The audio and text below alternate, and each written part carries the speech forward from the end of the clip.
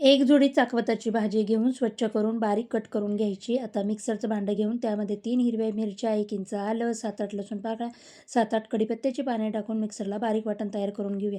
गॅसवर कुकर ठेवून त्यामध्ये 2 पळी तेल, फोडणीसाठी जिरे, हिरवी मिरचीचं वाटण, 1 चमचा बेसन पीठ टाकून 2 ते 3 मिनिटं परतून घ्यावं. त्यामध्ये 2 चमचे भिजवलेली हरभरा डाळ टाकून पाववाटी आपण शेंगदाणे टाकून घेणार आहोत. शेंगदाणे दाताखाली आले की छान लागतात आणि हे सर्व मिक्स करून आपण इथं चाकवताची भाजी टाकून घेऊया. आणि चाकवताची भाजी मसाल्यांमध्ये परतल्यानंतर त्यात चवीनुसार मीठ आणि पाववाटी पाणी टाकून कुकरचं झाकण लावून 1 शिट्टी हाय फ्लेमवर आणि 2 शिट्ट्या मीडियम फ्लेमवर काढून कुकर पूर्णपणे थंड करून घ्यायचा. छान अशी चाकवताची भाजी तयार झाली आहे. त्यामध्ये आता आपण लसूणी फोडणी देणार आहोत. त्यासाठी मी तडका पॅनमध्ये तेल गरम करून फोडणीसाठी मोहरी, चॉप केलेला लसूण, हिंग, हळद टाकून घेतलेली आहे. तयार केलेला तडका आपण भाजीवर टाकून घेऊया. आपली चाकवताची भाजी तयार झाली आहे.